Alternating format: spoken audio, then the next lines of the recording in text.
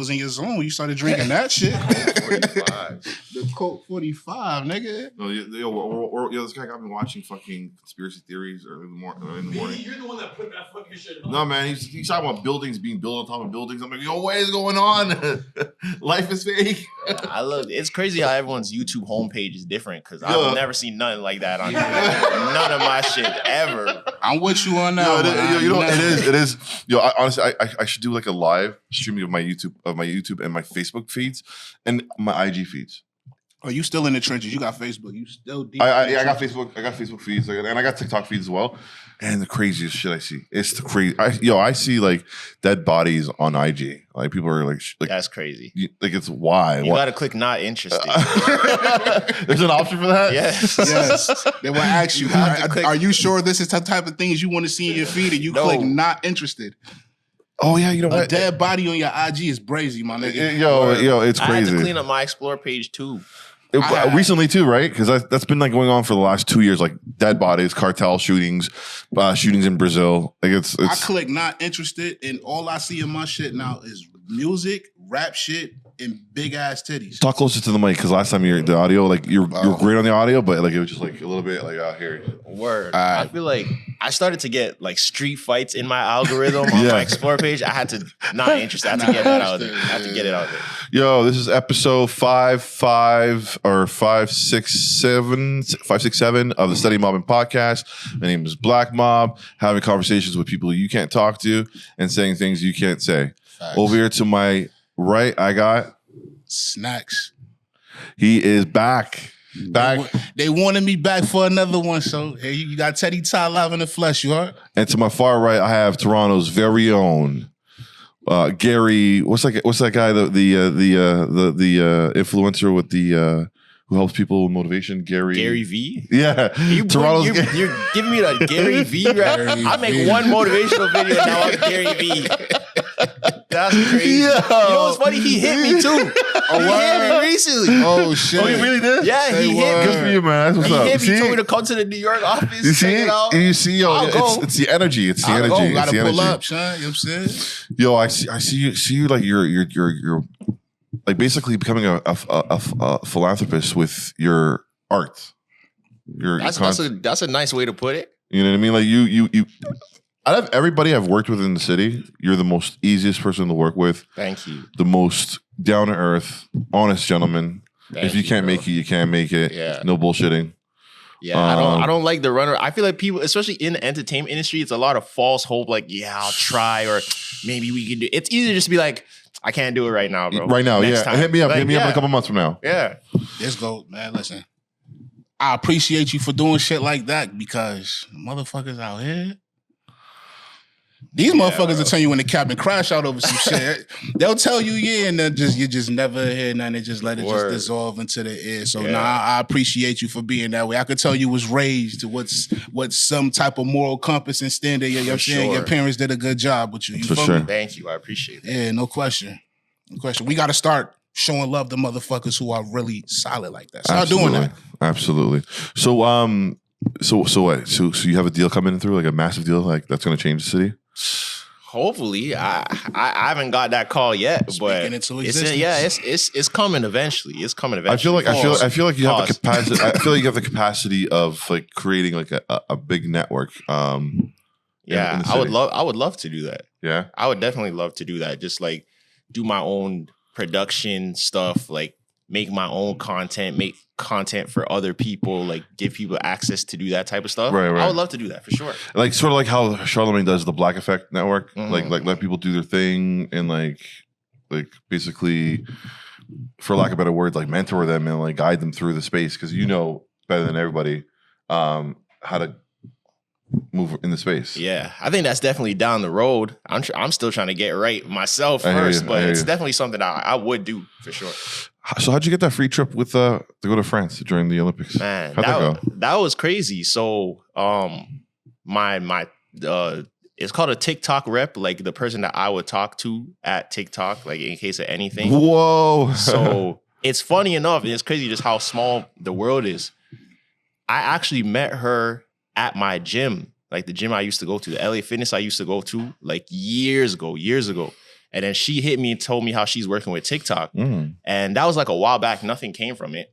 And then she just like casually hit me in the summer. She's like, we sent you something over about the Olympics. Like very vague. She didn't say nothing. She's just like, we sent you something over about the Olympics. So my manager hit me and she's like, yo, did you see this? And she sent it. And I was reading it and I was like, Olympics for a week? I thought it was like, maybe they wanted me to do some brand deal talking about promoting the Olympics. And it's like, nah, we're going to bring you here, fly you here, this, that. And I was like, what? I didn't believe it. Like, I didn't think it was real. Yeah. And plus, I didn't even get my confirmation till maybe a week and a half before. So she told me about it maybe a month before, but I didn't know it was happening for real. And like, I don't like getting excited about stuff until things actually are locked in. So maybe about a week and a half before is when I actually got a confirmation. And I'm like, cool, let's do it. That was my first time ever flying business class. Yeah. They flew us on Air France. Business Legs class is kicked up. Legs kicked up. Yeah. Like, Did you have your own room? No, it wasn't the room. It's like the little section where you could slide the That's fly. That's fly as fuck. It's fire. That flight was like maybe like 7 hours. I bodied that flight. And I hate flying because my legs be getting cramped. Yeah. So it was a really good experience. They had us in sprinters back to back to back to back. Like it was crazy. Did you eat local food here? Yeah, I definitely did a lot of walking around, eating food. I'm not gonna act like the food was the greatest because it wasn't. I did a lot of Uber Eatsing from the hotel. They were giving us like per diems. I think maybe it was like $120 a day. So even at the end of the night, if I just had an extra 50, 60, I'm like, let me see what I could get here. Just throw it. So I might as well use it. Yeah. Let me ask you a question. When you went on that trip, did you feel like, yo, all this shit that I was doing up to this point, like it's paying off? Was that like a confirmation? Like, yo, you know what? I'm moving in the right path. I'm not gonna lie, I can't say that I did because I do have a problem of like stopping to smell the roses. Like I'm just always moving. So it's like I'm appreciative of it, but it took me a while when I got back in the city and maybe I was home for a few weeks. I'm like, yo, like I actually did that. So like I definitely do need to work on just, being proud of my accomplishments. But to me, it's like, this is what's supposed to happen. So I'm not really excited because this is what I've been working for. No, for sure. But it's definitely something I want to work on. But I think something like that is definitely a once in a lifetime type of experience to get to do that and make content about it. We got to go to the Team USA house. They had us in a box suite at the games. Like I was there the day when Canada won the relay, like Andre DeGrasse and them. I was there that day. Yeah. Oh shit. I'm in the box drinking Henny, unlimited. No one else is drinking Henny, just me. My nigga was on some nigga shit, you heard? Everyone's drinking wine and champagne. Yeah. I'm the only one drinking Henny, just Henny. Were they looking at you weird? Henny. They're like, Yeah. But the thing is, in Paris, I know they're very particular about their drinks. Like you can't go get tequila. You can't get, it's a very limited selection. Oh yeah, okay. So it was literally wines, champagnes, and what's Henny? A cognac? Yeah. That's what they call it too. I saw it said cognac Hennessy. So I'm ordering Hennessy and they don't know what I'm talking about because they just call it cognac. Yeah. So I was drinking that the whole time. The reason why I asked you that shit though is because when you on your journey to, accomplish these things, it's not a lot of people that can get on that road and do, be an influencer or, create content and have the mindset to stick to it. So sometimes I see that we get caught up and just keep going. And sometimes you sometimes you might have to take a step back and just kind of take a look at where you've been to understand like, yo, okay. Because, the road get discouraging at times, you feel me? And it'd be like, man, I don't know if I'm built for this shit. And then you look back and be like, yo, they just sent me to fucking France on business class. I was drinking Henny at the motherfucking Olympics. Nigga, like, how the fuck? I'm bugging, man. You get what I'm saying? Two Canadians on that whole trip because they pick people like from, TikTok picked people from like around the world. There was like 2 Canadians, I think maybe 4 or 5 Americans, a couple of dudes from Japan, some people from France and stuff. So like, it was a really limited type of thing. It was you and who? Yeah. Me and this other, I don't know I'm trying to be politically correct. I don't know their pronouns, It was me and another person. There you go. It was me and another person. And they did like, but I rate the content because it's different. They did like math. They were like a teacher. They were doing like math stuff, but they would wear like, crazy outfits and stuff. So I'm like, that's unique. So I get it. You know, for that demo, cool, it works. Yeah, that's cool, man. Yeah, nah, that's what's up. That's what's up. Did you meet Andre? Nah, cause you know what's funny? Like I don't know. I think maybe the TikTok, like the American side, scheduled it because we went to the Team USA house and we went to the Team Britain house, but we never went to Team Canada house. Like we never really that's weird. did a lot of Canada stuff. Did they had a house for Team Canada though? Yeah. All the countries have. Yeah, all the countries had. But of course, America's said, was huge. It was like some palace. Yeah, you know how that shit go. Yeah. But they just said, nah, fuck that. You ain't going over. I know y'all from Canada. I know this, but y'all can see them niggas when you get back to the country. Like you nah. That's how it was. And it's funny because I feel like I'm not really like a lot of creators. Like, you know, there's not a lot of like the Mandem aren't really in places that I'm at. So when I go on a lot of these trips, I do feel a little out of place because like I'm just, you know, like I'm just like a regular dude, you feel me? And influencers and creators can be kind of weird sometimes. So for a majority of the trip, I was kind of to myself, like I'm doing things on my own. And then I got cool with a girl from LA at the maybe the last 1 or 2 days, and she's telling me, yeah, we've been going out, we've been going to the clubs, we've been doing it. I'm like, bro, what? So no one wanted to show me? Like I'm in the room chilling, like. That was crazy, but in the city of Paris, right? In Paris. Yeah, it would have been alive. It's a lesson within that, though. Yeah, the lesson is don't let where you from keep you to where you going. Like you in a whole new area, you gotta kind of like be more open to like certain. You gotta be a bit more open minded. You get what I'm saying? So, yeah, and I'm cool. Like I'll talk to people. I'm definitely open to talk to people, but I'm not really one of those people that's gonna talk first. Like I'll talk to anybody, but I'm probably not gonna come up to you and be like, yo, what's up? But if you talk to me, I'm cool. But it's harder for me to talk first. Let me give you a jewel. The jewel is to get where you never been, you gotta do what you never done. Ooh. That's another clip right there, guys.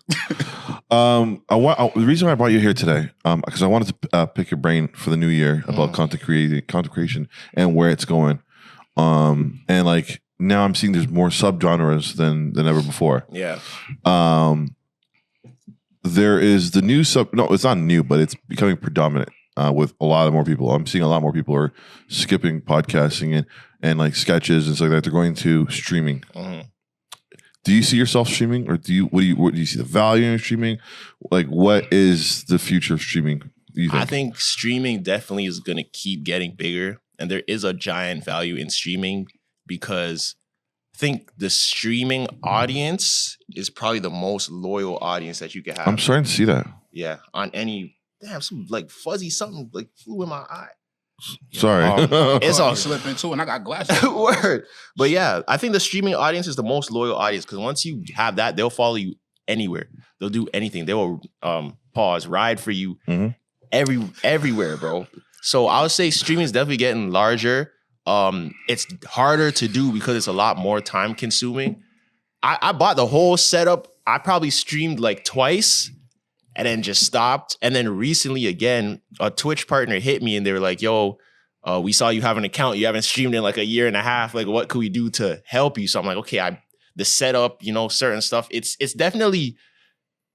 technologically advanced to try to do certain things. Cause I wanted to do like, I don't know if you know who Black Boy Max is. He's the dude that, the situation recently with like Fabio and Lil TJ smoking and stuff like that. I was thinking about doing that like 2 years ago, like making songs on stream, bringing people doing all that. And it's just, I couldn't get the technology right. So I kind of connecting like your piano and all that stuff into the program. Yeah. Streaming it. So I kind of parked it, but it works. If you have the time, I would say it definitely works. It's the hardest to build a community on also though. So you kind of need other platforms to drive people to that. So that's where short form helped. Because I think TikTok blew up a lot of streamers because the clips were going viral on TikTok. And then it was bringing people to Twitch and to Kick and stuff like that. Yeah. But yeah, it's definitely the wave. And those people are becoming the real celebrities, real rock stars, the people with fans. Like people like Speed or Kai have way more motion than like a lot of rappers, a lot of 100%. Artists, a lot of... It's crazy. Dude, I have a 7-year-old daughter who knows who Speed is. Yeah. You know, he's like, she's like, speed. Oh my God, speed, it's speed. And it's like, oh my, you know, speed. It's like, yeah. Kai has Kim Kardashian in his ads. Yeah. That's crazy. Like that is crazy. But I like it.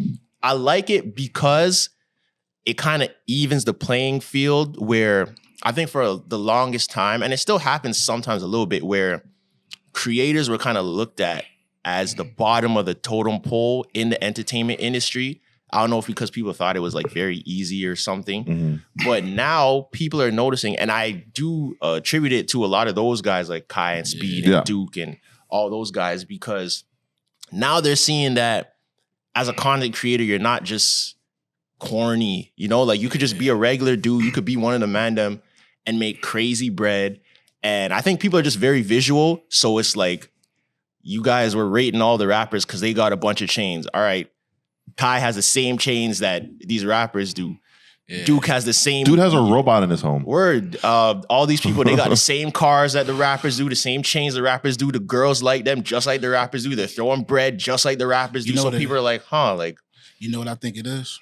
And this is something I think with the streamers, it's just showing that they're regular people, just like everybody else. The thing that a lot of people forget is when you're in the entertainment industry, people fuck with people who they can relate to in some way, shape, or form. You get what I'm saying? So just for the relatability factor, oh, this motherfucker play Call of Duty like I play. He eat fried fish like I eat fried fish. You feel me?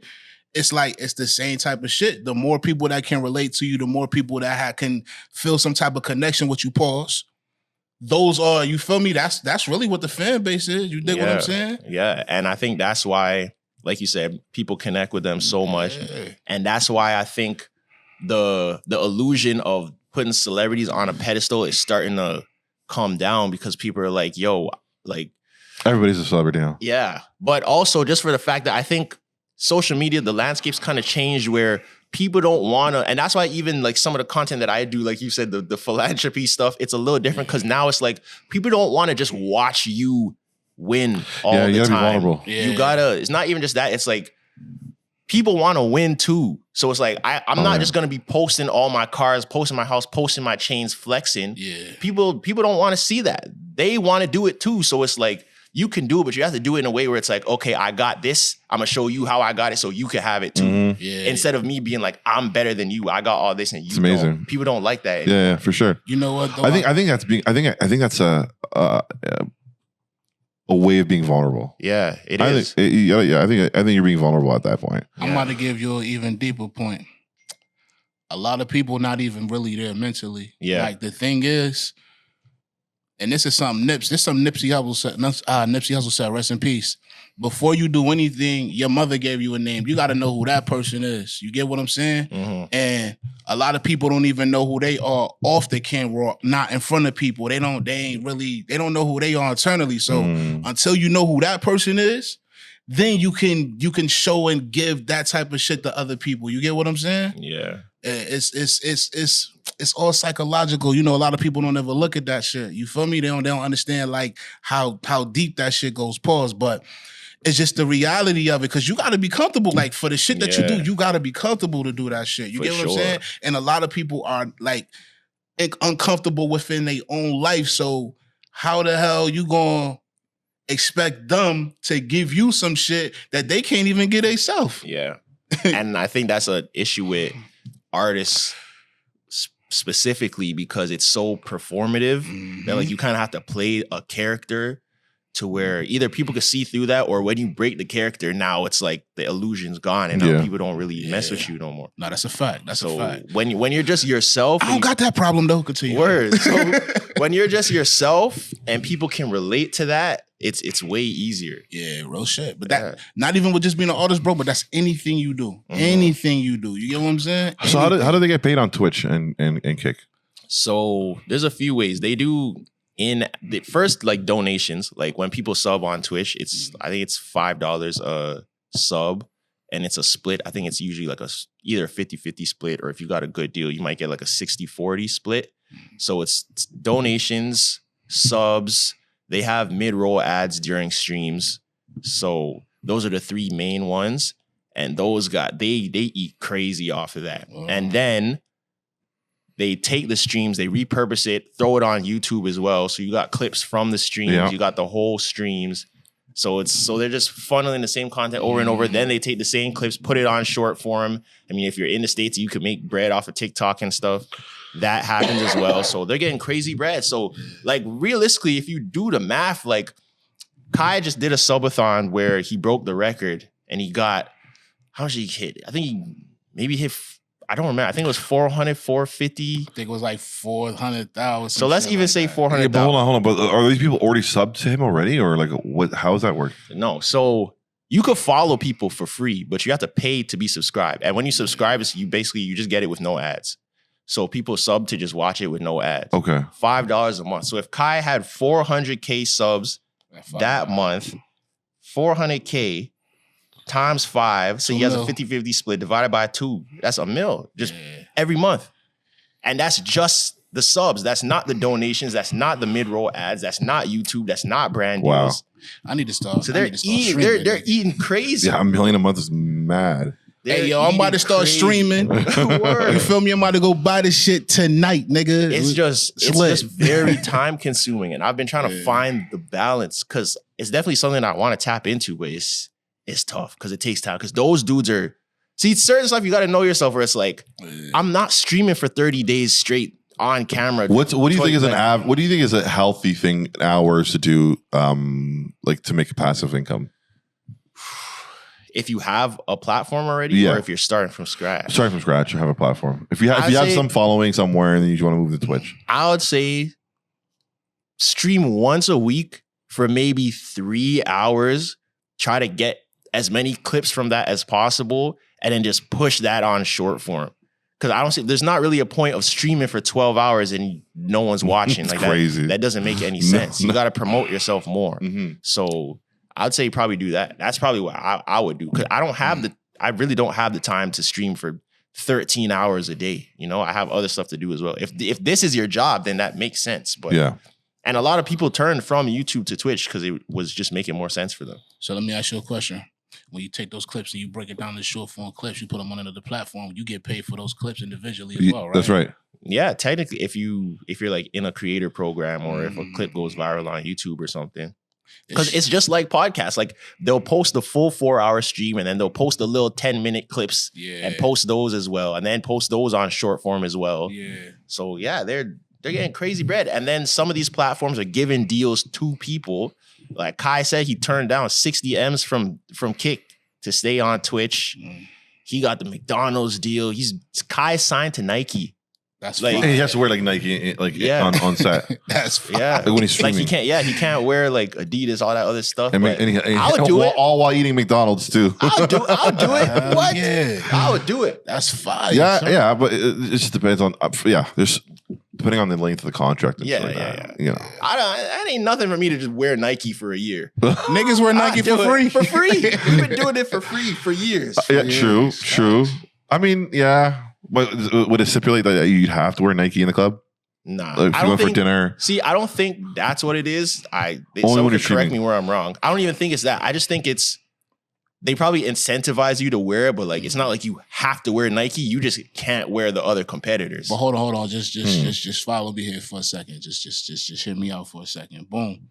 So say them niggas got the Nike Tech blazer with the matching Nike Tech pants and the motherfucking black forces that look like the motherfucking Oxford shoe. Just follow it. I'm saying, and they paying niggas to wear that shit, yo. Yeah, I'll wear it. Listen, the outfit sounds ridiculous. You feel me? But I'm just saying, if they paying niggas, and Yo, I feel so paranoid. Yo, Stewie, that shit's recording, right? The audio too? Okay, I feel so paranoid, man. Like, yo, crazy. My son got secondhand PTSD because of what happened last time. I feel you. I've been there. It's crazy, man. Shout out to the camera and audio. Word. Man, like it's crazy because there's so many like podcasts popping up in Toronto now, which is cool, which is great. What's your message out to these people who are starting up their podcast today? Be serious. That's my number one thing. And that's the issue that I had a lot in the city, just in general, just with a lot of things. It's hard. And it's not that there's no people. There are people, but it's hard to find people that are serious and that are consistent and that you could work with on a consistent basis that like have the same goals as you. Because a lot of people start stuff, but people aren't serious. Yeah. That's the main thing. It's just, so if you're going to start something, be serious. And now that you see that there's a blueprint, there's no reason for you to not be serious. You see that it works. So I'd probably say that. Is Relentless Diaries your podcast? I'm a co-host, but I didn't start it. My homegirl Zoe, she started it. She started it, okay. Yeah, they started it before me. I think they had a season, or they might have been in season 2 when I hit her. I'm like, yo, like, let me pull up. Because I didn't want to start my own podcast. I didn't really have the time to really, So I kind of just fit in with that. And then the whole other squad over there. Yeah. Well, shout out to them. Where do they shoot at? We just went somewhere else. We're in Toronto now. Like, we used to shoot at Manifesto. I think they sold. And then we used to shoot in Vaughan at a studio. That funny, the dude who manages Waka Flocka, he owned that studio. Oh, so shit. we were in there, and now we're downtown Toronto. I'm not even gonna lie, like I know what the place is called. we literally just started there like a couple weeks ago. Okay. Word. That's what's up. That's what's up. So it's always the mastermind mind. Yeah, Cool. That's Zoe. All right. Like I also wanted to touch base with regards to your music. Yo, before though, my nigga, when you be sounding like the other artists, that shit be fire though. I ain't gonna hold you, son. Thank you. Yo, that shit be, I ain't gonna hold you. It was one you did, Cameron. Nah, the Cameron one had me fucking crying, but it was one you did when you was like, if somebody was flying the plane. Gunna? Yeah. That one went up. That one went. Yo, I was like, damn, this shit sound like a Gunna song. This shit is hard. Nah, I ain't gonna hold you, my nigga. You talented when it come down to that. You know what I'm saying? You like. Can you say names of who you've been writing for? I haven't placed anything yet. I could tell you who I wrote songs for. Okay. But I haven't placed nothing. I have a smash for Cardi B, like a smash hit for Cardi. I've sent it to Boy Wonder. He says it's a smash. People at Atlantic, they said it's a smash. So I kind of just had to get it in her hands. So that's her label, Atlantic. Yeah. Atlantic, so hopefully that could work. But I have a hit for Cardi. I've wrote stuff for Don Toliver. Wrote, not placed. They've never used any of my bars yet. I've sent stuff in for Don Toliver, Big Sean, A Boogie, Travis, Kodak, Central C, NLE Choppa. A lot of the girls too, like Saweetie, Lotto, Glorilla. That's fire. I've just been sending stuff out, just trying to get stuff placed. So it's just a waiting game because people say, like, the people have been saying it's hard. Like the people on the other side. So I guess it's just timing, I guess. Oh, fuck. Because I can't wait to see your credits on the end of the songs. Yeah. It's coming soon for sure. For sure. What's the hardest thing you're seeing Canadian content creators are facing?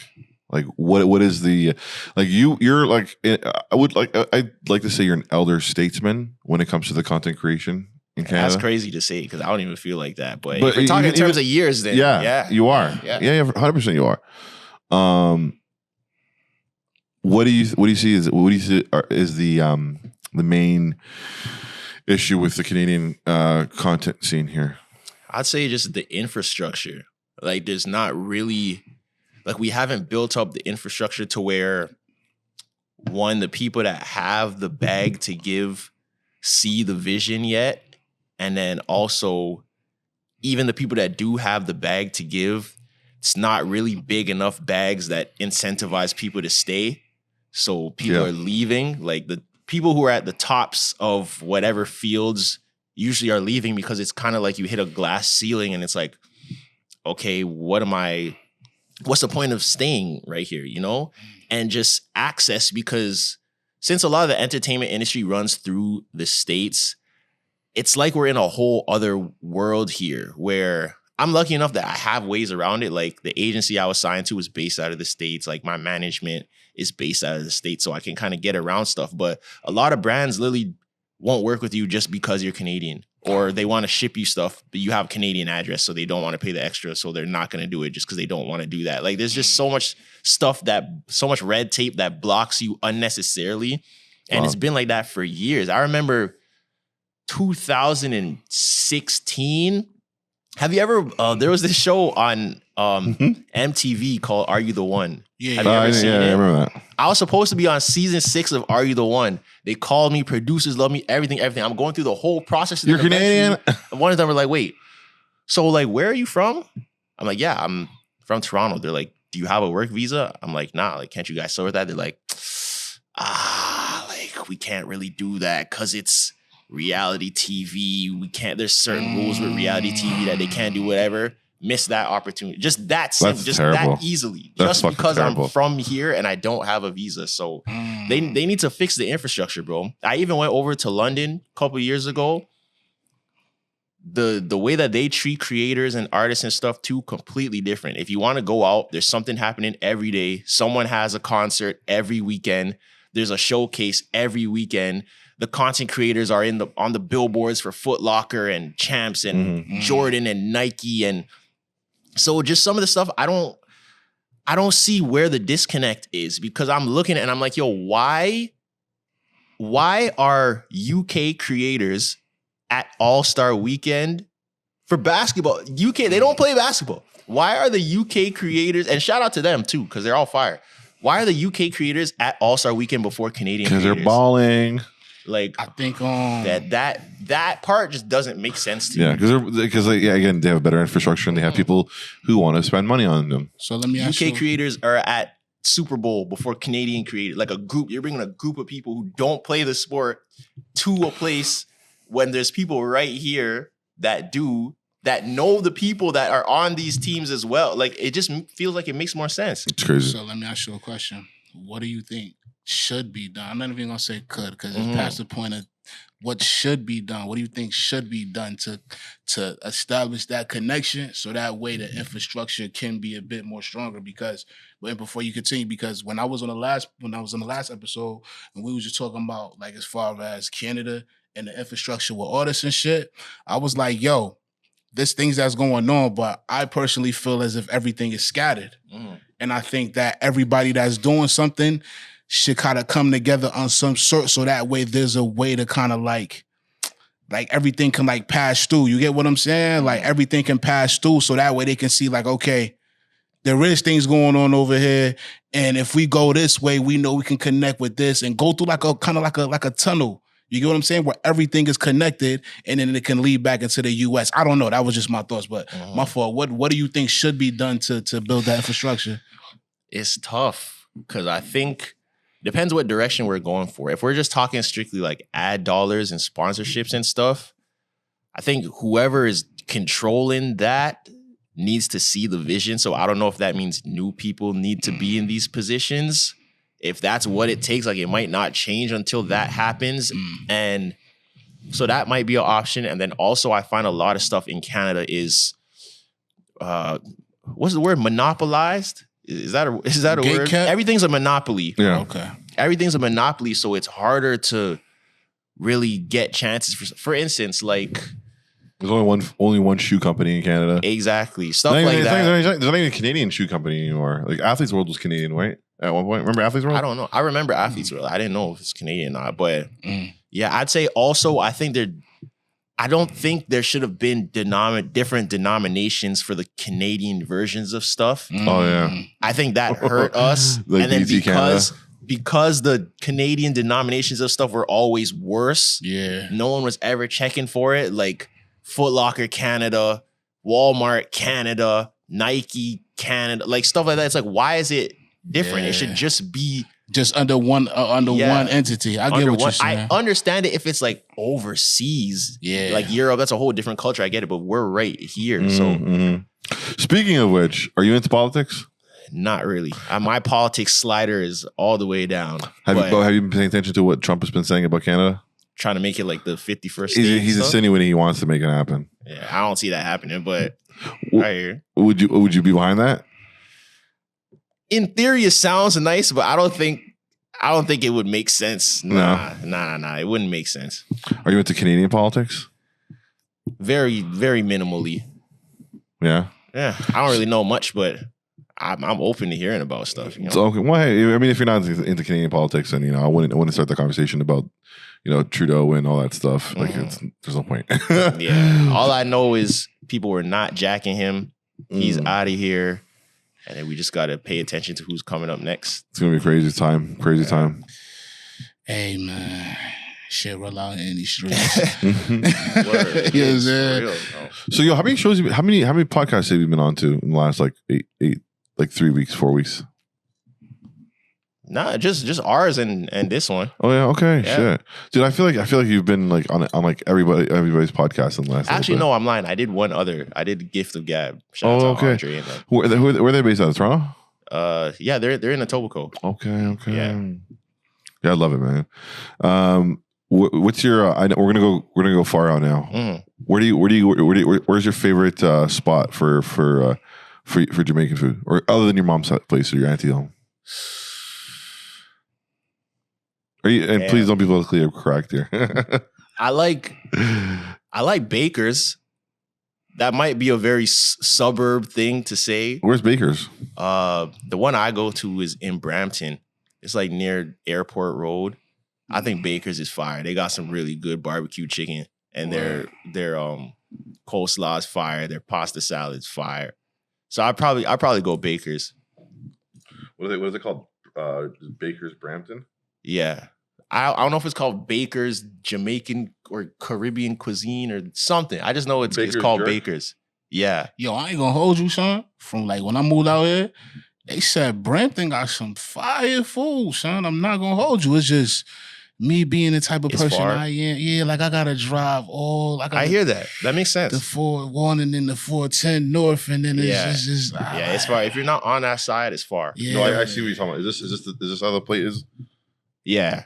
That's fine. The sauce is really good. I can see it. The sauce is really good. Yeah, that's fine. And the mac and cheese? It's good. Yeah, it's fire. All right, I'm real skeptical on the mac and cheese, bro. I'm gonna be honest with you. It's see, I've also noticed that people have different mac and cheese. What is your ideal mac and cheese? Okay, listen. We'll start with Tresor. All right, go ahead. I like a baked mac, like with one that crust. you have to cut with. Yeah. Okay. Yeah. I like not too cheesy, but like you can still taste the flavor of the cheese. And you can hear it? Yeah. And I don't like it too soft though. I want to be able to cut it and I can pick it up with the fork. Okay, I see what you're saying. Like a pie. Yeah. I like mac pie type of macs. I don't really like the squishy mac and cheese. Any protein inside of it?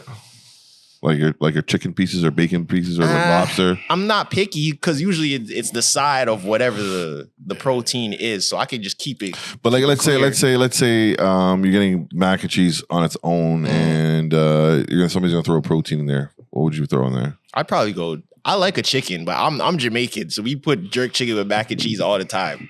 So I would probably go chicken. Have you tried lobster yet? Nah, that's too fancy for me. You gotta try lobster, man. I'm about it. I think I see the vision. I've just never tried chop it. up the lobster tail and just. Actually, no, I have had it once, but I had it at. It wasn't like no Jamaican. I think I had it at like Captain's Boil or something. They had a lobster mac and cheese. It was cool, but obviously it's probably not the same. Nah, that right? ain't. Nah. Yeah. Captain's Boil is kind of gross, by the way. Yeah, they're gross. I only went that one time. What about you? Like, just like I said, I'm biased because I'm from Rochester, so it's like a lot of Southern. You feel me? Like family from like Georgia, Florida, and all that. So it's aunties like with the big arms, with the big arm, You know the food's good. You know the food's good when it's like that. Fat, this part skinny with the little dimple elbow. in the elbow. Listen, it's lit, but like. Of course, I feel the same way you do the baked mac and cheese. You feel me? Like, it's like you got to use like 3. Like, I need to be on the verge. I'm about to have a cardiac arrest. 3 cheeses you about to say? 3? No, like 4 cheeses. You got to have your cheddar. You feel me? You got to have your mozzarella in there. You might have to do the 3 blend with the taco joint. And then if you want to get real fancy, you either going to do like you're going to do a pepper jack or you're going to do damn, I forget the name of that shit. Yeah, Gouda, right, but like it's another one. It's like an Italian mix, So you do those 4, you feel me? And then they make like a sauce, they call it a roux. They make a little roux, you feel me? Throw that shit in there. You really want to be fancy, you do your onions and peppers and you throw that in there as well. You give it a look. Fire, my nigga, fire. Ooh. Yo, my mother, the last time I went home for Thanksgiving, shout out, Mom, I love you and I miss your cooking. She did a seafood mac. So shrimp, That's fire. lobster, man. Yeah. Nigga, what? Yeah. That's fire. Listen. So, yeah, and I ain't gonna hold you. It's probably been like, I say like maybe 2 spots I've been here where like the macaroni and cheese was good. Like I'm not gonna compare nothing to my mother's cooking. You get what I'm saying? Like I ain't gonna go that far, but I just it ain't really been hitting like that. Because it depends. Me? Because I feel like mac and cheese is more like a soul food staple. Nah, it's that's not really like Caribbean people do the mac and cheese, but that's not their bag. It's a new thing I've noticed. Yeah. It's a new thing. You go to Trinidad for that. Yo, shout out to the Trinis. Y'all mac pie be on point. I will give that to y'all. Yeah. Yo, can we start admitting that Popeyes is mid? Nah, you on your own with that one, player. Fuck out of here. Compared to what, though? Honestly, I prefer the Jamaican. When I go to Jamaican joints, the restaurants with the fried chicken, I prefer that. But that's where you fucked up at, because why are you comparing Yeah, you can't compare their home style cooking to like some change? Yeah, that's like a Crest of 300 honestly, the only thing if I'm going to Popeyes, I'm getting the deluxe sandwich. That's the only thing I need. Bro, I'm gonna be honest with you. The deluxe sandwich tastes better in the States anyways. That's neither here nor there. Don't kill me however you want to feel. See, the thing with Popeyes, though, is like if you eat it consistently, you're cool. But if you don't eat Popeyes for a long time and then you eat it once, it's gonna run your belly every single time. That has to be every single time. You take a break and you eat it once. It's a rough night on the toilet for you. You know what pissed me off about the Popeyes over here? In America, they got the dirty rice. We used to have that. We used to have that here. Why y'all stop Popeyes? Why y'all stop carrying the dirty rice in Canada, son? We used to have that. We used to have that. Dirty rice is the only thing y'all got right is the biscuits. You feel me? But listen, can y'all eat a Popeyes biscuit by itself? No. No. No. Okay. I wouldn't even attempt. That's death. I did it before, and I'm still alive to tell the story. But we're not even going to get into that. I don't even look at me like that. That's funny. But yeah, even that too. Like food. Like why does the food taste? Well, I mean, I get why the food tastes different health regulations and stuff. But hey, man, sometimes you need the MSG in the food 100%. to make it taste good. 100%. Yo, I always say this. Me and my co-host on Steady Mobbin and the Mob Reacts, Glory, we always talk about Drake. And right now, Drake looks uncool. He's under fire right now for sure. And do you think he looks like he's moving like a Karen? Nah, you know what I think it is? And I saw Marlon, that dude McFly, talk about it on Van Lathan's podcast, where it's like, I see what he's trying to do. I just feel like the timing is bad. And because a majority of the audience are headline readers, like they're not gonna know why he's doing what he's doing. It's just gonna say, Drake's filing a lawsuit. Drake is suing. Drake's saying that streamers are doing this and that. So it's going to make it look even worse than it probably is. And I feel like people know that, like his team must know that. So I guess to them, the ends justify the means. But to the average person who doesn't know anything about music law and what's really going on, they're going to be like, yeah, he looks crazy. So I was telling Glory that, despite everything that's going behind in the back scenes, once this kids start memeing you and start calling you a Karen, it's over. And I feel like Drake has reached that point where it's like he's not cool anymore. Like he's a legacy act now. I can see why they say it, but I think a banger song will reverse all of that. I ain't gonna hold you. I don't think we're gonna see that for a while. I'm gonna be honest, just from somebody that's looked into it, like actually, I'm not a person. I don't like talk about things unless I look into it, right? Mm-hmm. Bro, never in the history of hip hop has some shit like this ever happened. Yeah, you get what I'm saying? Yeah. And from a hip hop standpoint, especially when, how could I put this? To sue a record label for saying that this person said this thing about you or lied on your name when you did the same exact shit, bro, that's kind of weird. That's like if me and you get into a situation. Who lied? What are you talking about? Huh? Wait, who lied? So you didn't read it? No, but come on, elaborate. Like what happened? Bro, we on the podcast. I know what you're doing. No, elaborate. Y'all know we not about to do this, but basically it's saying that Kendrick is lying about him being a pedophile, whatever the case may be. And I don't know if they're going to block you on the tool for that shit or whatever. No, we're good. just saying like, that song was like defaming his name and causing him to not get the deal that he was supposed to get. And then also, the label like demonetize the record on YouTube so that way the streamers can do it and it can blow up bigger. At the end of the day, it's just kind of like, yo, and this is just me personally, and there's a lot of people that feel the same way. If he was on the winning side of that battle, none of this would be happening. For one. And then two, it's like, it looks away. It's like, bro, this is hip hop. Mm-hmm. If you didn't want to engage in this battle, you really didn't have to engage in this battle. Yeah. Then on top of that, Kendrick warned you. If you take it there, I'm taking it further. And you literally took it there, and the man took it further. Which means once you did what you did, you accept all this fear and love and war at the end of the day. Yeah, I agree. You can't cry about nothing that happened in the war. You put yourself in the position to go to war. At the end of the day, you got to take what come with this shit. Yeah, that's why I'm confused. That's why I think just the timing was just the worst timing ever for the beef to even happen, because if it's really about like his deal and the negotiations of his deal, like going into a beef where let's even say that everything that he's saying about the label is true, and they were pushing the song, they were helping Kendrick and all that stuff, like doing this while you know that these negotiations are coming up was very risky, because if you come out on the losing side, then the label could be like, see, like you're not even as lit as you say you are, so we're not gonna give you that bag. That's why I feel like if this was at like a different time, like if there was no beef and this was just Drake standalone, I think people would be behind him. People would be like, yeah, like this is wrong. Why are they trying to tank your draft stock? Right. But see, because like it's like I know they're over at that label clicking their heels that now they could spin it to Kendrick did this to you, not we did this to you. So it's not our fault. So I know they're ecstatic that this happened at that time. But see, now here's the thing. The same thing that happened to you when you dissed other artists, whether you sneak dissed them, whether it was a public beef, they did the same exact thing for you. Mm-hmm. You get what I'm saying? That's the one thing that I was saying. I was like, I think it's kind of like iffy that, say the label pushed Kendrick's song, and we know labels push songs, like they do that. But it's like, we can't act like, I think there just needs to be some acknowledgement that you've benefited from this system also. Like, it's not like he's the only one that gets this benefit. It's like they've whether to your knowledge or without your knowledge, like, that if you're the biggest artist in the world, they're pushing you. With that being said, I feel like Drake has crossed the line where he's no longer cool.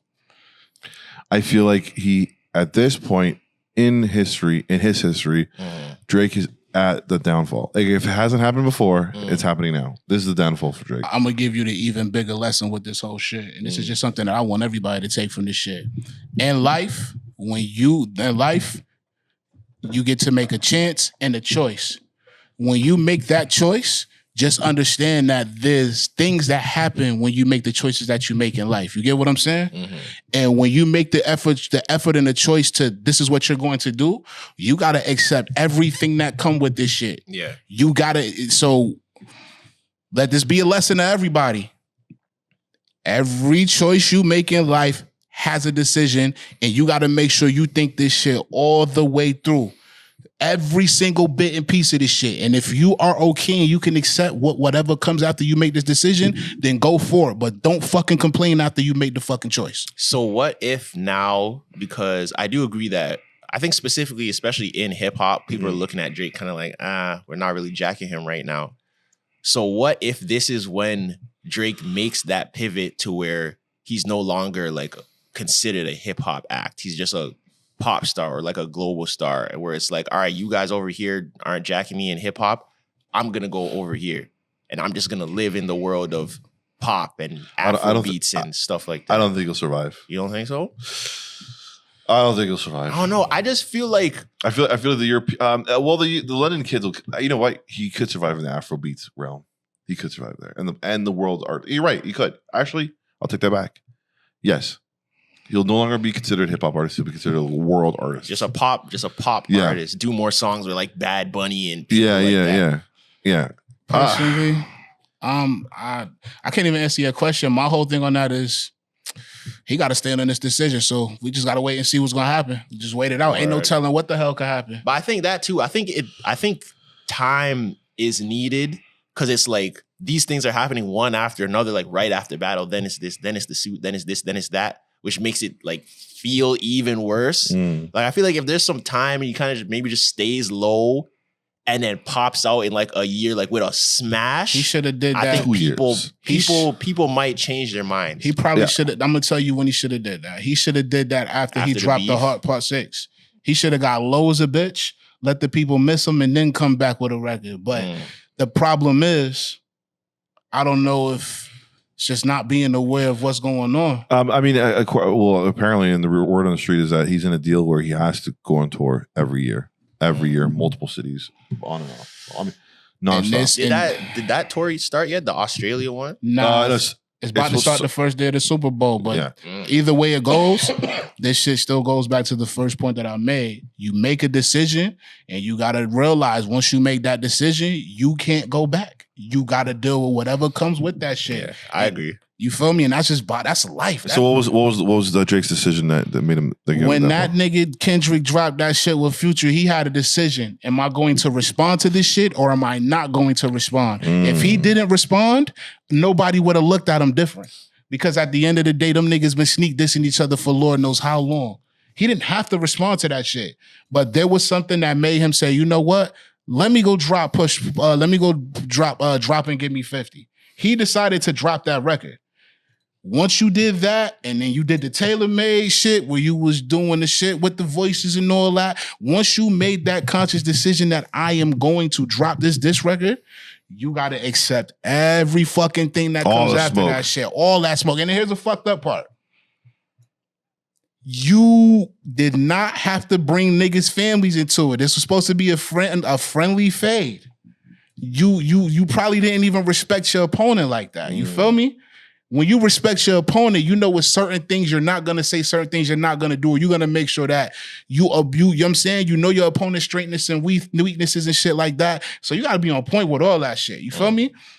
Somewhere along the line, you dropped the ball. You thought shit was sweet. And unfortunately, this is what came from all the shit, all the online taunting. This nigga ain't dropping 14 days. You got academics doing all the brazy shit he doing. It's like you messing with the nigga manager, like joking on that. You feel me? So it's like all of these things that you did and you thought like you underestimated who you was going against. So now, unfortunately, this is what comes with this shit. And you had, just like I said, the initial choice was, do I respond to like that? Or do I leave this shit alone? If you would have left this shit alone, you wouldn't have got none of this shit. Yeah. Bottom line. Let's change our palette a little bit. Next month is Black History Month. What do you got planned? Nothing yet. We gonna see. We gonna see. I'm about to say I ain't got nothing yet. I'm about to say that's something. That's a crazy thing. That's the crazy thing about Canada. You're like I said, you're Canada. You're Canada's elders statesman for content creation, and nobody's hit you up for Black History Month. I don't even think Canada. I did anything last year. I don't think I did anything. Y'all gonna hate me. I don't fuck with Black History Month. As an American, I'm gonna tell you why. Black History Month is every single fucking month. Black people have created majority of all of this shit that we do. Why the fuck is we delegating all the shit we done to a month? What the fuck is wrong with y'all? No, I hear you. I'm not celebrating that shit. I don't like Black History. I don't like the fact that there's only a month. They gave us the shortest month out of the year to celebrate Black. I'm not jacking that shit. Black History is every fucking day. No, I ain't fucking with that shit.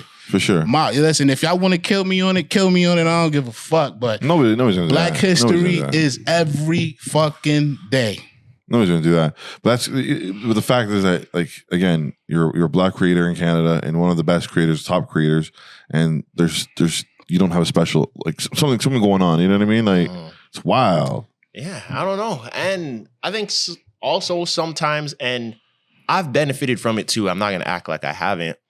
I think sometimes with the creator space, like if you get in good with the people that run stuff, people and other people have expressed this too, that these companies or whoever's throwing these events or putting together these activations and stuff kind of like to use the same people.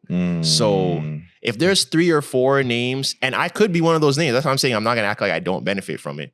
Like, it's not like there's always new opportunities for new people. So stuff is happening. It's just new people probably aren't going to get the call because they're using the same people that they've been using before.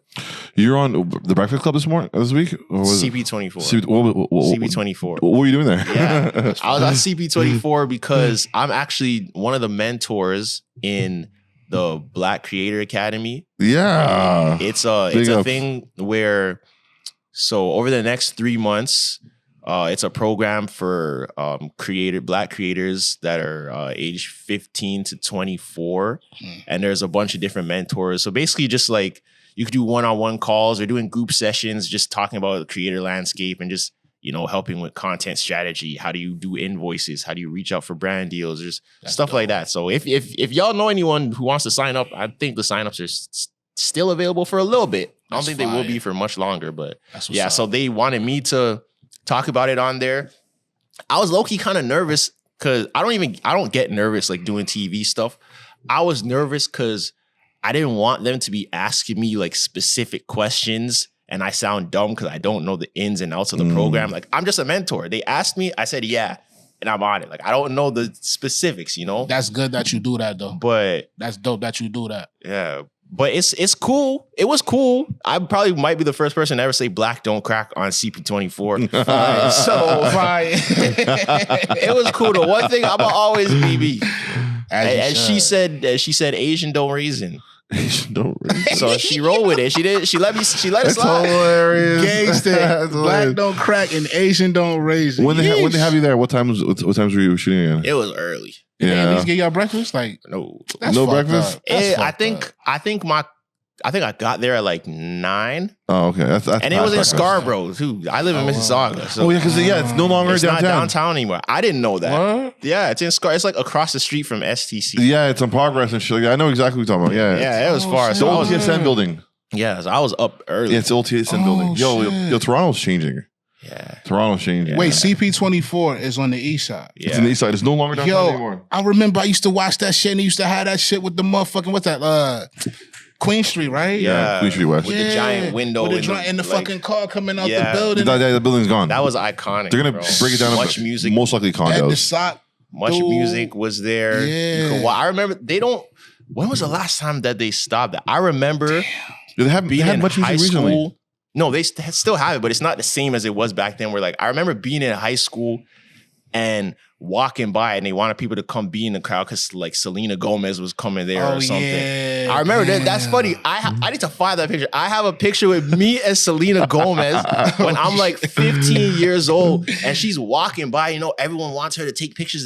They're like putting their phones out. Yeah. And I'm there chilling. And I was just like this. And she took my phone out of the 1,000 people there and we have a selfie. I'm going to find that and send it to you. Loves them niggas, I have that picture of me and Selena Gomez. Son was destined for greatness. You know what I'm saying? That was, you know what I'm saying? That was like the beginning. I was probably 15. That's fire. That's beautiful. Good job, Tresor. Yeah, you know that's what I'm saying. Like Toronto's changing like rapidly, dude. Yeah. Like who would picture that? Like the main entertainment hub in Toronto is now in Scarborough. Yeah. A lot of things are changing. What's next? And like I'm starting to like, you know how like in the US multiple cities are production towns now. Mm-hmm. So it's no longer LA, it's like Atlanta's a house now. Yeah. Austin is a house now. Yeah. What else? Vancouver's also a house, or Seattle's a house now. Fifth and turned Shreveport into a house. Chicago's also a house now. Do you think Canada's gonna like switch from Toronto? Or are we stuck to this golden horseshoe? Yeah, I don't think it's going to change just because, like we talked about, the infrastructure, but also I just don't think that like, where else is it going to go? You know, I don't think there's another place in the Midwest of Toronto or on the East Coast where there's enough like diversity in terms of just like landscape for people to even film if they wanted to. Yeah. It's too cold. I'm not going over to Calgary and Edmonton. It's -20 trying to film over there. Yeah, no. On the East Coast, it's like very rocky here. You can't make PEI look like New York. No, you know, like no. Hell so no. I think it's gonna just stay here. I was gonna say, fuck, completely lost my train of thought. Where is it? Frig. Dude, I literally It'd be had like that sometimes. I had a really good question to come up with. Frig. Have you been to Austin? I've never been. I've been to Austin. I heard it's. Speak. Thank you. I definitely remember now. Yo, I took a subway recently. Just for the fuck of it. I really wanted to see how it is. I haven't took a bus in 9 years or something like that. And I took a subway the other day and I saw 0 black people in the subway. There's no black people. Where were you going? I took the Finch line from Union to Finch. No black people? 0. I saw one black person and she was like looking at me the whole time. I was looking at her. I was like, "You're the only one here." Y'all was talking. You know what I'm saying, telekinesis conversation. I'm telling you, it's telekinesis. But like what I'm trying to say is like, I'm trying to find like in the city of Toronto, there's no more black people in the city of Toronto. Like we all live in the suburbs now, in the outskirts now. Like it's too expensive. Yeah, it's too expensive, bro. Yeah. I never thought I'd see the day where I have homies buying cribs in Brantford and Cambridge. Yeah. That's how far you have to go. That's crazy to me. And then commute to if you want to go clubbing in Toronto, if you want to have dinner in Toronto. But imagine you driving from Cambridge or Brantford for a steak from downtown Toronto. Yeah, no, that's why those same homies, you see them like once every 3 months, 4 months. They're not coming. Like nobody's doing that, bro. And then also even in terms of nightlife, like there's nothing to do. There's nowhere to go. Yeah, that's how you know the city's changing. Because I think this is the first time in a long time, maybe over the last couple years, where if someone says, "Yo, I'm going to the club Friday," I don't know where they're going. No, like there's nowhere off the top of my head. I mean, oh, they're probably going here. Apartment 22. Nobody's going to apartment 22. Like what? Like there's nothing. Was apartment 220? What is 200? 200. No, there's apartment 200 is still there, but it's not. It's not. Like, that's not the typical vibe that you know. Like wait, that's a club? Yeah, apartment 200. Well, I thought that was like I thought that was just a spot where niggas go get food at. My fault. Nah, it's a club, and it was only good like 10 years ago. Oh shit! Okay. It's still there now, but it's a different crowd. It's a pretentious crowd. It's like you go there to pose and TikTok. Yeah, it's hilarious. Even in the suburbs, the couple staples that we had, it's gone. Anco's gone. That was people in Mississauga. If you were kind of on the other side, Luxie's is gone. Oh yeah, Luxie's rest is gone. in peace, Luxie. There was some I went to times. Luxie's had an era. Yo, Luxie's $150 Hennessy bottles. If you wanted like some just like ratchet fun where like girls are wearing Jordans in the club, but the DJ is fire, Luxie's, bro. Luxie's was the spot. And then, you know what? Luxie's never had any problems. It never had any problems. I think the problems with Luxie's was after the club. Yeah, but during the club, it was like down the street. But during the club, it was nothing. It was nothing. Yeah. And I think I went to the last party at Luxie's. I think it was like a reggae party, if I'm not mistaken. I can't. Yo, and it was R.I.P. Luxie's. Rest in peace to Luxie's, man. You know, in New York, when I always compare Toronto to like bigger cities. Like so, like in North America, it's like us, LA. I mean, New York, LA, and then Toronto, then Chicago. When people ask you where do black people live in Toronto, what's your answer? In Toronto, or they mean like the GTA? In the area, yeah. I wouldn't even know what to say because people are kind of scattered. I think, wasn't there like a statistic that the most black people live in like Pickering or something? Yeah, I was going to say that. I was going to say that. I didn't know that. That's a fact. Deep in Pickering, bro. Yeah. Deep in Pickering. And not Oshawa and not Whitby. It's just Pickering. Yeah. Pickering. Nah, Pickering, I think Pickering and Ajax. You feel me? Oh, yeah, Pickering. Because they're like right next to each other. And then it's a little bit in Whitby. And then it Whitby's over. Whitby and Oshawa, it's over. You sure? Yeah, it gets a bit too... Pickering and Ajax for sure. Yeah. Once you cross the couple highways after Whitby, after Ajax, it's over. It's like all pickup trucks. After Lake Ridge? After you pass Lake Ridge exit, or is it I think it's Westney? I think it's Westney. Westney, yeah. I don't know, but that's too far for Westney, me. I don't know about them sides. Yeah. I think it's after you pass Salem. Because after you pass it's Wesley and then it's Salem. Salem is the other exit in Ajax. Once you pass Salem, pickup trucks and fuck Trudeau in the back. That's crazy. That's crazy to me. That's it is. It is. I'm like, we're all like now. I always thought it was always like Mississauga, and then I read an article. It was Pickering. Mississauga's never really been Black people's spot, and I grew up like in Mississauga. Wow. It's a lot of Middle Eastern people, Asian people, white people in Saga. I figured everybody in the West and like Rexdale are just moving out to Mississauga. You know, once they come up, you know what I mean? But yeah, it's crazy, bro. It's a lot different now. I get why people don't really come outside, or everyone just leaves. It ain't the same. Comes back. It is what it is, you know. So you're like, again, you produce and you make music and you're a content creator. I want to go back to the music before we go. Mm-hmm. Music, Toronto sound, everything in between. What is your message to these people in Toronto? To the artists? Like, what is the message, overall message? It could be to anybody. I would say improve, or not even improve. I would say focus on quality. Because I feel like, I don't know if it's people's friends or it's people themselves, where it's like, I just feel like the average quality of certain music isn't the best. Like, there's obviously really good artists, but I feel like the average person putting out music, the quality isn't that good. Like, and there's no problem in like not being good. You could practice. That's what practice is for. But like, I feel like too many people decide they want to make music, and then he didn't like the Jim Jones cover. Like Don't do that. We'll talk about that in a second. Go ahead, Yeah. I feel like too many people decide they want to make music, make a song, and put out that first song that they've ever made. Like, that makes no sense. And then you're shooting a video for the first song you've ever made that's not good, and because you're friends of your friends, now they're hyping the song, and it's like, I just feel like that's a bad representation. Because, and it might be a bias to me, but I feel like I remember going to a place like, say, London.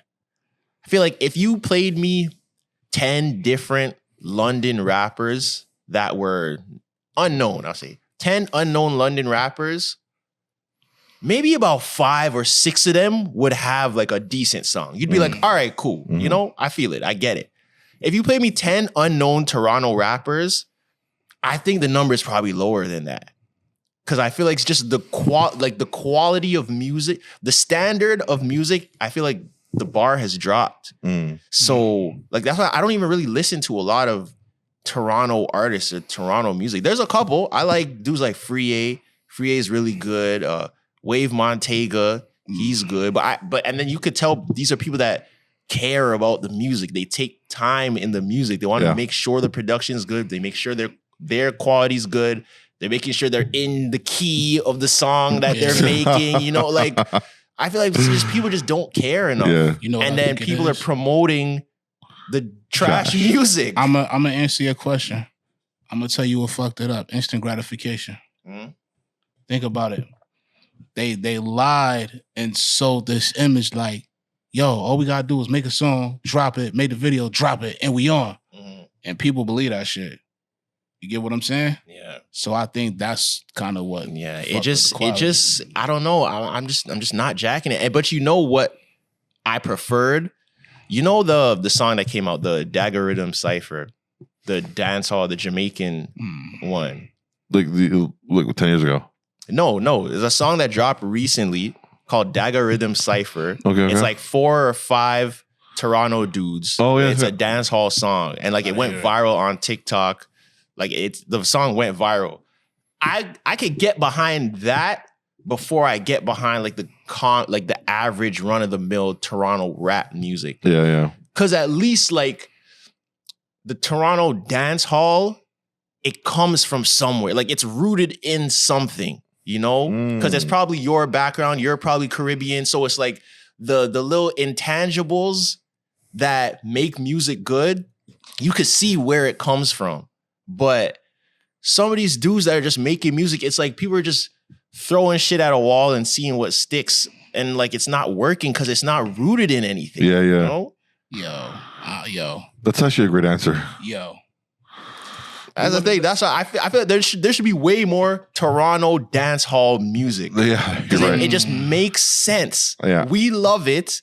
We've heard it our whole lives, so we know how to make it and know how to make it sound good. And now it's proven that it can work. Mm-hmm. So why, like, I know there should be like a Toronto stop, like for all the like dance hall. Yeah, we should have a lot more dance hall artists. yeah, there should be a lot more dance hall art. It doesn't have to all be just trap music. Yeah. Trap music. Or We don't house need. music, We smoke don't. music. Yeah, we don't need that. Yo, son. Wow. You want to know why I just tapped him like that? Because you actually brought up the point of when he asked me, like, what does the Toronto hip hop, like, what does that sound like? And I gave him my examples. Bro, what you just said kind of clarified what I was saying to him. And like, it's part of the court. Like, you get it, man. You get it. But that's You the get thing. it. When people ask about Toronto sound, I kind of had a opposite opinion to what most people said. I personally don't really think Toronto has a sound in terms of music. We have a sound production-wise. I would say we have a sound production-wise. But the reason why I can't necessarily say that I think Toronto has an artistic sound is because I think in order to have a sound, one, it needs to be easily identifiable in the music. Like, if you think of New York, if you're older, you think of boom bap beats. Right. If you're younger, you think of drill beats. Right. And you know exactly what that sounds like. Yeah. If you think of West Coast music, you think of the synth. Yeah. There's certain lowrider type bounce. vibey music. You know exactly what that sounds like. If you think of Houston, you think of the throw, chopped and screwed. You know exactly what that sounds like. Yeah. If I told someone, make me a Toronto type beat, what would you make? I would make something that's along the lines of the shit that Cardi was doing. Like, and this is insane. But his was eclectic. It was everything. Nah, but I'm talking about like that Bacardi slang, that kind of that had Shout out that to Solitaire. Shout out to Solitaire. Shout out to Solitaire as well. You know what I'm saying? Like that had that Caribbean influence to it, because that was my thing. When I thought of Toronto hip hop, and this is going by not back then, but also like what my OGs was talking about, because back in New York, they was like, yo, we was hearing about it, and what we considered it was, yo, they added that patois, they added that Caribbean influence to that shit. You get what I'm saying? But my thing is, if you don't really know, then you wouldn't understand. You get what I'm saying? Yeah. But the thing is, I agree with that, where it's like that era, I think there was a sound, but I don't think how dudes are rapping today is that. Yeah. I'm talking about like now. Like Now? today, Yeah. I don't think that like the sounds of those other cities have carried through the years to where people now are still making that same type of sound. I don't think people aren't making that type of sound. I completely agree that was a Toronto sound. But the thing is, it still could be. It's just that a It lot of could people, be, the people abandoned. They took what was working and they abandoned that shit. You get what I'm saying? Because think about it, New York City did the same shit. They abandoned the boom bap, and then it was like New York drill. You get what I'm saying? And then it was upstate New York, like Rochester and Buffalo, where I'm from, that picked that sound back up. And all those yeah, guys. exactly. Shout out to Griselda. Yeah. But you get what I'm saying? So my thing is, it can still be prevalent. It's just that motherfuckers got to understand where they come from to see where to take it and where to go with it. Yeah. But my second point for, I think, why it's tough to say there's a sound is, I think in order to have a sound, there needs to be a lot of people, or at least like a good amount of people that are executing it at a successful rate. So, like you said, like the boom bap stuff, there's people that are doing it and it works. There's people that are doing drill and it works. Yeah. There's people that are making the West Coast music, even if it's just in that region, and it works. Like multiple people. You can name 10 people that have the same type of beats that make the same music, and that song has popped, even if regionally. Yeah. I can't really name 10. You can name a couple, but I can't name 10 Toronto rappers that aren't like the top of the top that have made music that sounds similar that has worked over the last 10, 15 years. You get like you get a track here and there, you get like a Griselda Blanco or like, you know, certain, you get a 1-2, but I don't think there's a big enough pool of artists that are making a specific type of sound that works enough for me to say that this is our sound. Now, if you're talking producers, yes, producers have a certain sound and their sound has worked because all these other artists are hopping on beats that kind of sound like the moody, it's cold, it sounds like, you know, that type of vibe. But in terms of artists, I don't know. I'm not really convinced. Give me your top 5 predictions, comedic predictions of 2025. Like, what do you think we're gonna see? Because 2024 was fucked up. 2024, we've seen anything. Cat Williams, don't make another interview, please. Please. Listen, you fucked up. I ain't gonna say you fucked it up, but like, yo, when he said what he said, I ain't gonna hold you. It kind of went crazy. It went crazy. No shade though. So, what do you think the prediction of 2025 would be? Man, I think there's gonna be more creators in terms of like the same way Shannon Sharp or like Cam and Mace are doing it. I think other people are gonna, like, more people are just gonna get into it. I think live streaming is definitely gonna get bigger. It's tough to get into, but I think it's gonna get bigger. I think the cancel culture is kind of slowing down. I think it's gonna slow down a bit more. Like, people are gonna start saying some wild stuff again very soon. Yeah, off the top of my head, I'd probably say those 3 for sure. What about Donald Trump? Who knows what he's gonna do? He's a wild card, bro. I have no idea. I see TikTok was banned for like 12 hours in the States. It's back already. Some people say it's back. Some people say it's not. Yeah, I've seen some people saying that it's back. Who knows what he's about to do, bro? That guy. Who knows? Do you see yourself fully leaving Toronto? Probably not forever, but for a couple of years. Yeah, I'd say just LA? for a little bit. Or ATL. LA was always my number one, but over the years, it's been starting to slowly like drop down the ranks, even just for the fact. And this is pre like fires and everything. Yeah. It's just like LA is not really the same as it was before COVID. Yeah, even before, pre-COVID, LA is very different from what it is now, even in terms of the industry. A lot of people that I know are moving out of LA.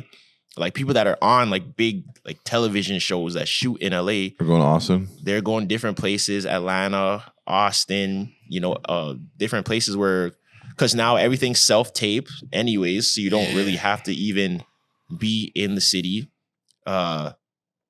Content creators, once you got some money as a content creator, you went to LA. Like that was just the straight path. Now it's not like that anymore. People are moving to Atlanta. People are moving to Texas.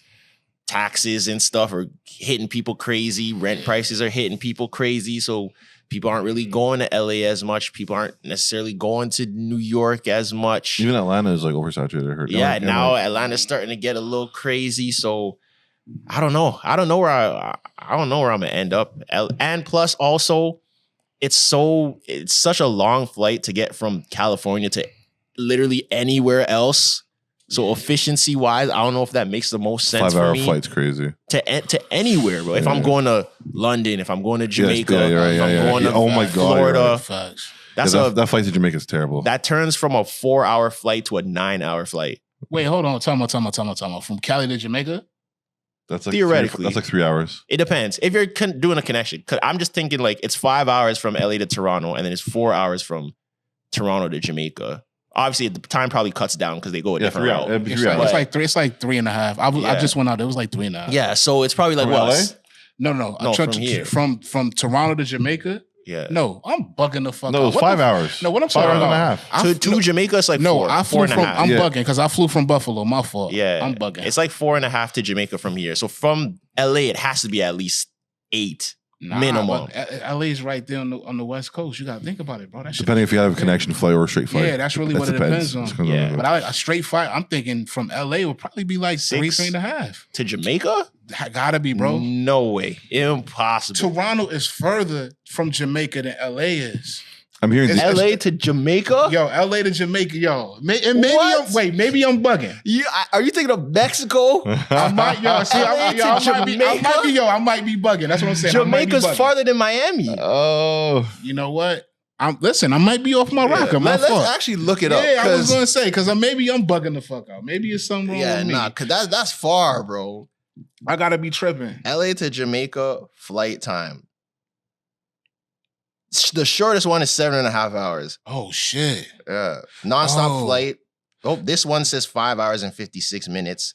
So I guess it just depends on that day. This one says 6.5 hours. I was wrong. I thought it was 3 hours and a half. I'm thinking because it's like a little boom. Yeah, you know what? Yeah, listen, I stand corrected. When I'm wrong, I'm wrong. I take accountability. I had it fucked up. My bad. It ain't close, bro. That's why. So I'm just thinking like, and I like to travel. So it's different if you're staying where you're at. If you're staying where you're at, California, cool. But to travel, I don't know, man. East Coast might make more sense. But I didn't want to, my main thing though was I didn't want to move somewhere where it was the same as if I was living here. Like, you know, I kind of felt like moving to New York was like, I'm still here. I'm on the East Coast. It's an hour away, but I'm just kind of farther down. But I don't know, man. I haven't decided yet.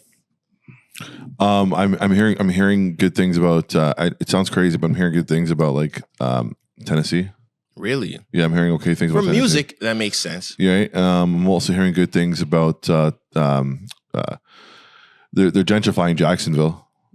Really? Yeah, Jacksonville's getting gentrified. Really? I gotta ask my homie about that because he Jacksonville. Shout out my nigga Dell. Jacksonville's getting gentrified. Really? Yeah. I know Jay and Trey from 4 Y'all, they moved to Orlando. Okay. So they're in Orlando. That's a little bit south, yeah. Yeah, but that's crazy. I would have never thought Jacksonville was getting. It's getting gentrified. It's close to this. It's close to the, you know, other parts, and they're gentrifying it. But please do not be a stranger. Come by, let us know. For sure. You know, hopefully we can get on the other podcast too. Yeah. Yeah. Let us know, and you know, again, don't be a stranger. Thank you so much for coming out. For sure. Wait, one last thing. I wanted to give you props on one thing before we go. Please. I rated when you guys took that stand where you're like, artists want us to promote them, but they don't want to come mess with us. Yeah. I rate that because I think some people do feel, and I'm not talking about Anyway specifically, it's just I feel like some people don't really understand the nature of like, you got to give something to get something. And I rate that you guys said that. Thank you so much. I think a lot of people felt that same way. You know, it's just it's crazy because we get so many DMs of people just wanting to come by and do the podcast with us, and I tell these artists, like, if I like them, I tell them, call me on a specific time. I want to pick your brain. I want to see what you're about. And, you know, lo and behold, they don't call. They don't call. Some people, I want you on the podcast, and I'll move things around. I'll get you on the podcast. But like, guys were just like, I tell them, you'll call me at 3. I'm free at 3. I want to hear more about you. I want to hear more of your things. I don't want you to come on the podcast without, you know, me learning more about you. They don't call, and they don't want it. You know what I mean? So there's a lot of talks from people in Toronto. They want to be on podcasts. They want to talk, but like, they're not professional. You know what I mean? Like, I got guys canceling on me in like 10 minutes before the whole filming. That's crazy. You know what I'm saying? Like, that's crazy. So yeah, this year I'm going to be more of a Grinch. I'm sorry. All right, this is Black Mob. No. We're not done yet. What's up with this Jim Jones slander though, my nigga? Yeah, I'm back. What's up? No. What's up with it, bro? What's up, man? We'll be very quick. I love Jim Jones, and Jim Jones has progressed as a rapper, as an artist over the last 15, 20 years when he's been doing this. When I say getting better, Jim Jones wasn't greatest. He wasn't great at all in the beginning. Okay. And he's like tolerable. Not tolerable is brazy, my nigga. Jim Jones can rap his ass. Jim Jones can rap his ass. We not. Now that we're here. No Jones slander will be tolerated. Cameron talking all that shit. I mean, I think it's entertaining. I'm not from New York, so I don't know the ins and outs. I'm gonna be honest. That shit should have never even made a public. It should have never made a public thing. That shit should have never happened.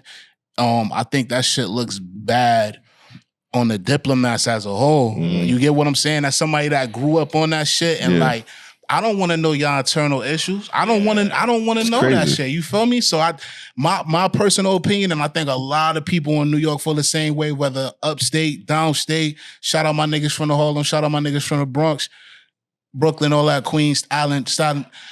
I think we all can agree that nobody wants to see this shit on a public platform. And as people that we grew up watching, we were y'all niggas go, if it's to the point where it's reconcilable to have a conversation off the net, y'all go have a conversation off the net and square that shit away. Cause you know what I'm saying? Yeah, for me, it's a bad look on Cameron, because Cameron looks crazy right now. Just looks crazy. Just like that's his homeboy. I mean, from what we can see, that it looks like it's supposed to be his homeboy. And you're shitting on him on live TV. It's crazy. It's just not a good look, man. It's not. I can't condone that. So there's no Jim Jones slander. None. Jimmy, I got you, son. All right, yo, this is Black Mob. To my right, I got Snacks. To my far right, I got Tresor. We out. Have a great day. Peace. Damn, I was saying your name wrong the whole time. Like, music is. There's a couple of emotions. Yeah, food creates emotion because when you're hungry, you want the food that you want. Friends create an emotion because when you go and you hang out with your friends and you go and have a good time with your friends. And especially if they're your old friends, so they have history on you for time. But music, why do you think all these older people sit there and still listen to 70s classic rock? Because they remember where they were on that moment when that song was playing. And they remember, because I remember the first time I ever heard Who Shot Ya from Biggie Smalls. Cheers. I love that track. Yo, is that audio fucking good on that? We'll fucking wing it. We're gonna wing it.